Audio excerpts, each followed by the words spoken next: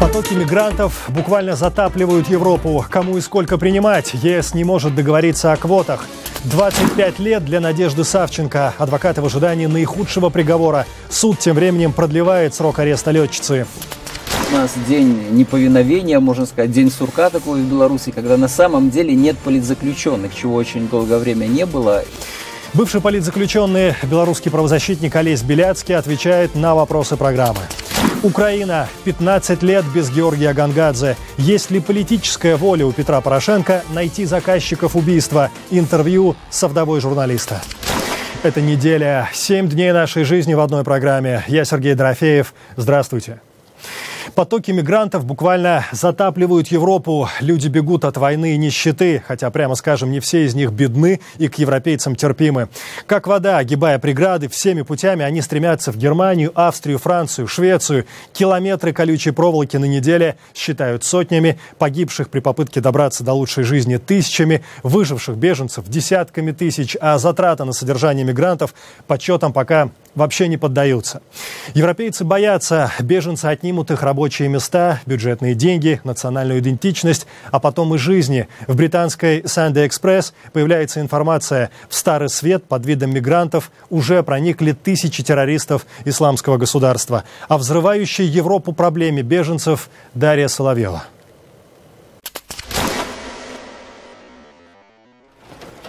Двойной забор, усиленные воинскими частями наряды пограничников, угроза получить до 3 лет тюрьмы за порчу заграждений и нелегальное пересечение границы.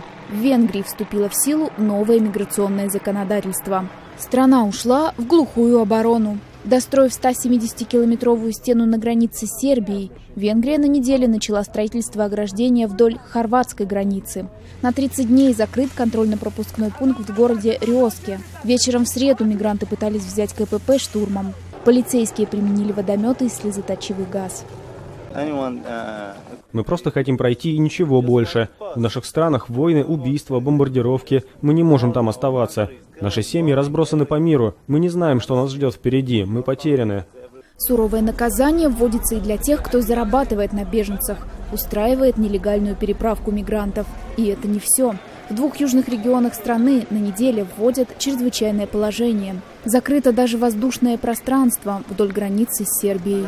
Все меры принимаются для того, чтобы проникнуть в Венгрию можно было только через специальные пункты, где беженцев регистрируют. За 8 месяцев текущего года в Европу прибывает свыше 430 тысяч беженцев. Это в 2 с лишним раза больше, чем за весь прошлый год. После того, как беженцы попадают в Турцию, их основной путь проходит через Сербию. Венгрия и Австрия оказываются первыми шенгенскими государствами на их пути. Отсюда мигранты направляются в Германию. Именно туда они стремятся за щедрыми социальными пакетами. Только за понедельник и вторник границу Австрии пересекают более 20 тысяч беженцев. Готовящийся к знаменитому Октоберфесту Мюнхен пишет на традиционных калачах слово «толерантность» и задыхается от наплыва мигрантов. Ежедневно в город прибывает несколько тысяч беженцев. К сожалению, до сих пор непонятно, будут ли созданы центры для приема беженцев и где они будут. Я думаю, должно быть понятно, что единственный на данный момент центр, расположенный в Мюнхене, не справляется с наплывом мигрантов. Поток беженцев порождает разногласия не только в немецких землях, но и во всей Европе. На неделе состоялась экспертная встреча ЕС. К единому мнению по вопросу распределения квот ее участники так и не пришли. Против принудительного распределения мигрантов выступают Словакия, Чехия, Польша и Венгрия. Они обещают противодействовать всем подобным инициативам. Мы говорим о каких-то квотах, но не говорим о цифрах в целом. А мне кажется, легитимный вопрос, сколько всего мигрантов сможет принять Европа? Это только первая волна. А сколько всего их будет и как далеко они нас заведут? Кроме того, Словакия лишь транзитная страна, поэтому мы спрашиваем, что мы должны будем делать с протестами, когда люди будут сопротивляться тому, что их насильно оставляют в стране. Сопротивление одних и нехватка ресурсов у других приводят к тому, что канцлеры Германии и Австрии Ангела Меркель и Вернер Файман призывают президента Европейского совета Дональда Туска созвать внеочередной саммит Евросоюза. Но и власти, и простых граждан пугает не только количество беженцев, но и потенциальное присутствие среди них террористов. Слухи подтверждают и в Кремле. Большая опасность кроется в том, что среди беженцев в Европе, и это подтверждают европейские власти, к сожалению, фиксируются люди из так называемого исламского государства, которые имеют отношение и к боевым действиям, и к террористическим атакам, и к убийствам. Тем временем, после закрытия венгерской границы, беженцы вынуждены сменить маршрут и пробираться к лучшей жизни через Хорватию, прямо по минным полям. Не условным, самым настоящим, оставшимся там со времен вооруженных конфликтов 90-х. Но беженцы решаются и на этом. В этом случае шансов остаться в живых у людей, видимо, больше, чем на их родине. Дарья Соловьева, «Неделя».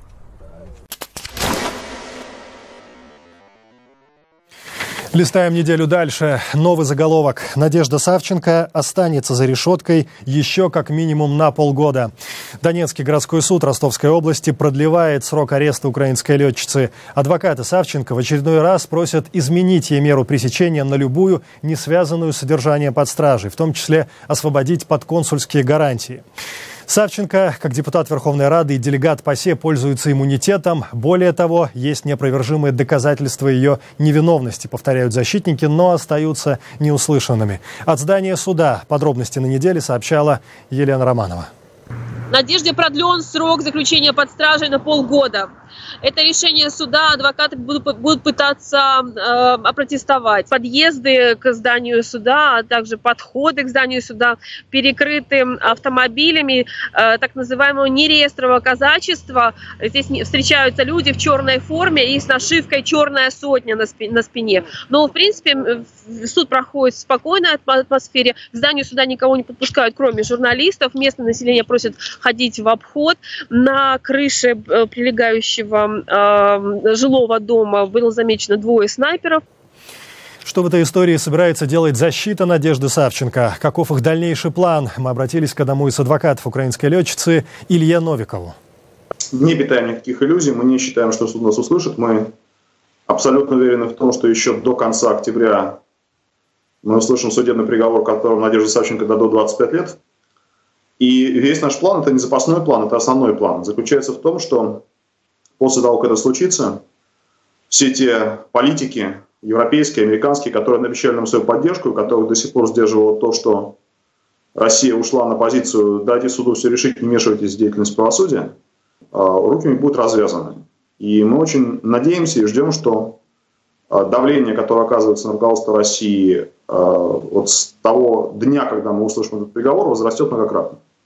Потому что по доброй воле, или подчиняясь закону, или подчиняясь здравому смыслу, Надежду Савченко и других украинцев никто в России не отпустит. В России Надежду Савченко обвиняют в убийстве корреспондентов ВГТРК и незаконном пересечении Украино-российской границы. За решеткой СИЗО. Сначала в Воронеже, потом в Москве, сейчас в Ростовской области. Она уже больше года. 15 лет назад, сегодня была суббота. Я проснулась рано, нужно было собираться на конференцию, решила взять с собой детей. Он проснулся и сказал, что мы не пойдем, пока он не проведет с детьми урок английского языка и грузинского. Я перевожу с украинского. Дети ныли, но он настоял. Мы вышли только через час, а когда вернулись, дверь в квартиру была закрыта. Он никогда не вернулся домой. Есть дни, которые помнишь по минутам. Сегодня, 15-летней давности, именно такой день. Сердце разрывается. Это пост Мирославы Гангадзе, написанный ею в Фейсбуке 16 сентября 2015 года. В этот день, в 2000 году, в Киеве исчезает известный журналист и основатель издания «Украинская правда» Георгий Гангадзе. Спустя 1,5 месяца его обезглавленное тело найдут в лесу неподалеку от столицы. В январе 2013-го виновным в убийстве украинского журналиста Киевский суд признает экс-генерала МВД Алексея Пукача и приговорит его к пожизненному заключению. В зале суда Пукач скажет: «Я соглашусь с приговором, когда в этой клетке со мной будут Кучма и Литвин».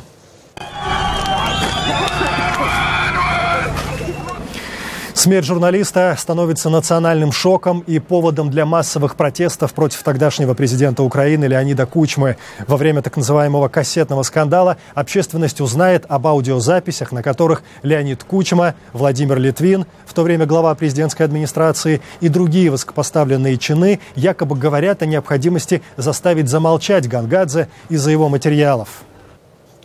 Потом будет целая череда смертей. Так, утром 4 марта 2005-го экс-министра внутренних дел Украины Юрия Кравченко, а в 2000-м он действующий министр, находят мертвым на своей даче под Киевом. В то утро он собирается на допрос в Генпрокуратуру по делу Гангадзе. Официальная версия – самоубийство с 2 огнестрельными ранениями в голову. На неделе украинские журналисты чтят память погибшего коллеги. В 11 городах страны проходят акции «Вооружись правдой». Корреспондент программы встречается с некоторыми ее участниками. Я думаю, что это целая плеяда украинских журналистов, которые пошли в журналистику, потому что они верили, что можно поменять что-то в стране. И этот пример им показал Георгий Гангадзе. Для меня Георгий Гангадзе – это в первую очередь пример пассионарности в журналистике. Жертвенности, да, то есть человек за принципы, за свободу, за возможность говорить правду пожертвовал своей жизнью. С момента гибели Георгия Гангадзе поменялось в Украине 4 президента, 5 парламентов. За это время каждый новый созыв парламента спекулирует этой темой, каждый новый будущий президент говорит о том, что он раскроет это дело. Но за 15 лет в деле, о котором всем умным людям понятно все, не поставлена точка. Это говорит о том, что глубинные изменения в обществе не произошли, глубинные изменения во власти не произошли. Да, есть демократические перемены, но говорить о том, что демократия победила, мягко говоря, преждевременно. Возможно, именно это дело станет каким-то там, маркером для того, что в стране что-то меняется, и мы доводим какие-то громкие дела до конца. Мирослава Гангадзе сейчас живет в США, работает ведущей и продюсером в компании «Голос Америки». Вот фрагмент интервью, которое у Мирославы на неделе берут наши коллеги. Мы добились какого-то результата в этом расследовании, хотя бы частично. Наказаны все исполнители преступления, не наказаны заказчики преступления. И это самое главное. Но говорить о том, что поставлена или когда будет поставлена точка, очень сложно. Говорила о генерале Алексее Пукаче, да?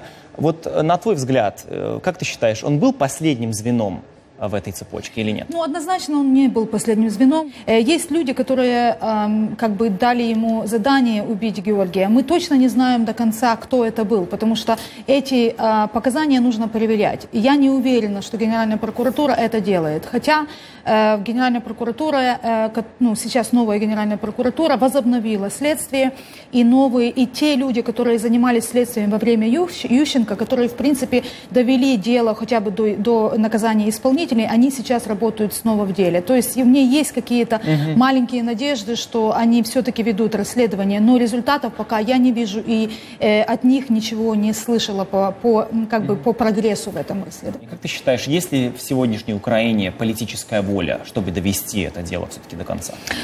Сложно сказать. Все говорят, что да. Но политическая воля будет продемонстрирована тогда, когда мы действительно получим какие-то результаты в расследовании. Честно сказать, я не знаю, какое сердце должно быть у матерей или у жен, которым не дают оплакать своих погибших. Главред одного из самых популярных русскоязычных интернет-ресурсов «Медуза» Галина Тимченко об убитых российских солдатах на Донбассе. Смотрите эксклюзивное интервью нашей программе скоро, а прямо сейчас о войне на другом фронте, в Сирии.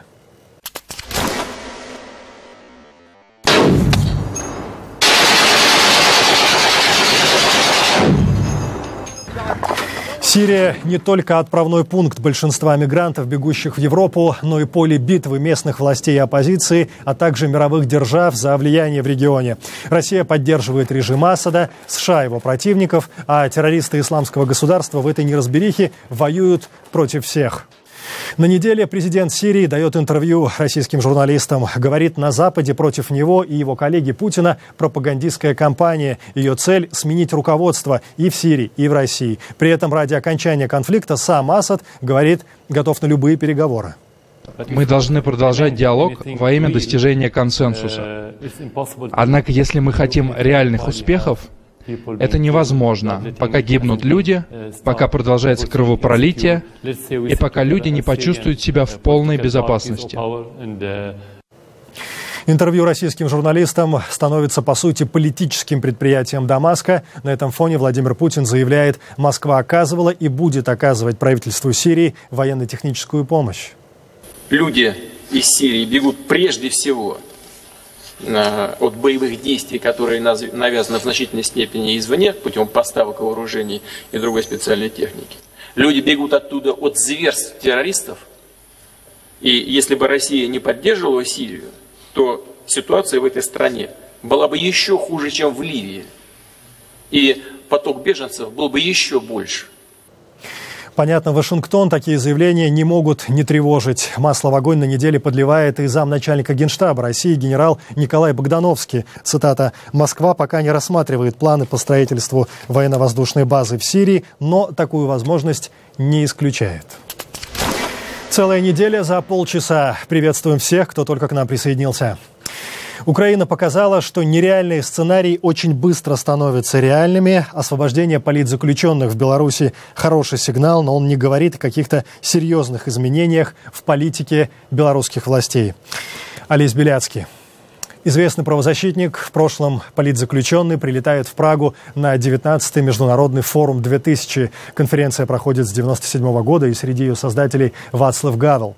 С Олесем Беляцким мы не могли не встретиться лично, говорили о том, какой Беларусь подходит к очередным выборам, об уровне страха в обществе и об интересах России в нынешней белорусской президентской кампании. Олесь, здравствуйте. Добрый день, Сергей. Мы рады вас приветствовать в Праге. Спасибо, что нашли для нас время. Политзаключенных освободили. Вы ее понимаете, ощущаете стратегию белорусских властей предвыборную до 11 октября? Провести эти выборы максимально фасадно, скажем, построить такую фасадную демократию, показать, что выборы проходят спокойно, без каких-то конфликтов, без неожиданностей, уверенно. И, естественно, победа кандидата, про которого мы уже знаем, кто это будет, значит, президентом, уже тоже запланирована в этом плане. Но эти решения, по-вашему, они не ситуативны сейчас? Нет, это план. Это, конечно же, план, и он исходит из того, из катастрофической экономической ситуации в Беларуси. Нужно просто очень быстро улучшать отношения с Европейским Союзом, нужно новые кредиты, нужны новые технологии, это может дать только Европейский Союз, и Лукашенко вынужден отступить на полшага назад. Но сейчас Александр Лукашенко в геополитическом контексте оказывается в очень непростой ситуации, хотя бы на фоне разговоров относительно появления в Беларуси авиационной базы, военной российской базы. С одной стороны, безусловно, Россия всегда на протяжении многих избирательных кампаний для Лукашенко была провайдером номер один в этих вопросах. С другой стороны, предпринимаются попытки улучшить отношения с западными соседями, которые не будут рады появлению в Беларуси этой базы. Естественно. Это действительно тот фактор, который помешает Александру Лукашенко? Или здесь будет опять найдено решение, позволяющее белорусской власти усидеть на двух стульях? Посмотрим, но мы видим, что идет такое достаточно плотное давление со стороны российских властей насчет размещения этой авиабазы, потому что из любого из этих аэродромов 15 минут лета до украинской границы, и словами Лукашенко о том, что, так сказать, она там надежна, ее не прикроешь. Хочу вас спросить об акциях протеста, демонстрации своих позиций с Таткевичем и сторонниками. До 11 октября поведение и самого Николая, и его коллег, можно так под ним поставить титр: «Да, мы будем выступать, заявлять свою позицию, но понимаем, что власть нас не тронет». Это власти невыгодно. После 11 октября категоричность белорусских властей по отношению к отпущенным оппозиционерам, из тюрем, она изменится, по-вашему? У нас день неповиновения, можно сказать, день сурка такой в Беларуси, когда на самом деле нет политзаключенных, чего очень долгое время не было. И мне лично это очень важно, потому что, мне кажется, вот эта ситуация, она опускает уровень страха в обществе и делает людей более открытыми. И вот проведение этого пикета встречи Николая Таткевича об этом как раз свидетельствует. Но насколько продолжится вот этот период спокойствия, тут тяжело гадать. Я так думаю, из опыта 20-летнего правления Александра Григорьевича долго это время не продержится. Выборы у нас перестали существовать как какой-то политический инструмент, и изменения в Беларуси будут происходить не через выборы. Спасибо за ваше время. Спасибо. По какой причине молчат матери российских солдат, погибших на Донбассе? Почему, чтобы стать успешным медиапроектом в России, нужно сначала из нее уехать? Международный форум 2000 в Праге позволяет нам встретиться с еще одним человеком, главным редактором одного из самых популярных российских интернет-изданий «Медуза» Галиной Тимченко. Напомним, ее скандальное увольнение в марте прошлого года из ленты.ру вызывает большой резонанс. За своим главредом с формулировкой «из-за давления на свободу прессы» уходят практически все сотрудники ленты.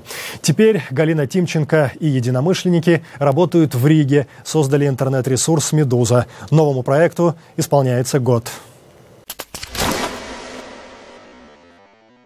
Вот вы знаете, я уже несколько раз слышала от журналистов, которые работают в Москве, на «Дожде», в «Новой газете», о том, что для того, чтобы писать о России, нужно жить в России, иначе теряется нюх, теряется вот это вот чувство воды, как у пловцов. Вот вам как кажется, у «Медузы» получается? Мне кажется, что мы гораздо ближе к российской аудитории, чем наши конкуренты, между нами говоря.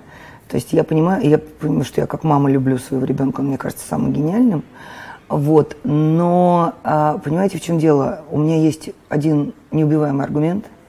В тот момент, когда убили Бориса Немцова, я посмотрела в мессенджере, в котором мы работаем, у меня редакция собралась за 6 минут. То есть за 6 минут вся редакция была поднята на ноги. В это время «Дождь» не вел прямой трансляции. А «Медуза» вела. Кто из нас живет в России? Дело только в том, как ты относишься. Если ты не позволяешь себе расслабиться и сказать, ну, я в Европе, мне все равно, нам не все равно. И где ты, на самом деле, это не важно. Очень странно, что новые медиа не понимают, что мир стал един. Вот это, к сожалению, то, чего добивается режим. Это курс на изоляцию. Благодаря интернету мир стал очень маленьким. Мы все проникаем в проблемы друг друга, поэтому мы не мигранты. А дальше как? Ну, если вдруг, я не знаю, по мановению волшебной палочки вдруг медиа станет проще работать в России, вы вернетесь или вы останетесь? Конечно, конечно. Если бы не принимали такое количество законов, которые позволяют просто закрыть медиа по щелчку пальцев любого чиновника.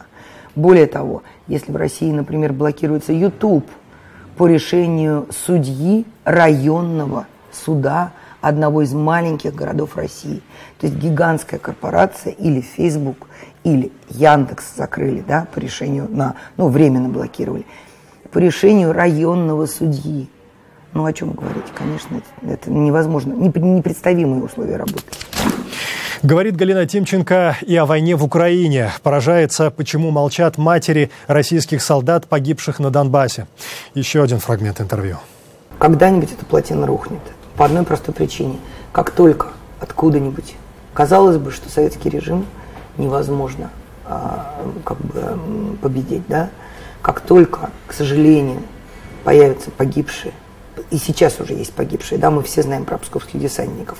Вы понимаете, что тут же был принят закон, в смысле указ президента о потерях, о засекречивании потерь в мирное время.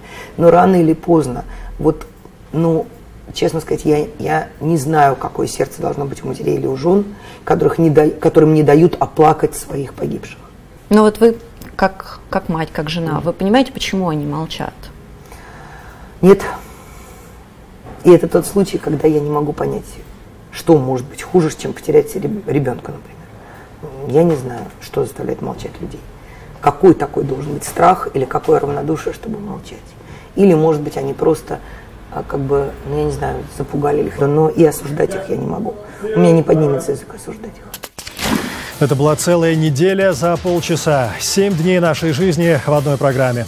Все выпуски на сайте currenttime.tv, в социальных сетях и в эфире ваших национальных телеканалов. Я Сергей Дорофеев. Спасибо, что смотрели и думали.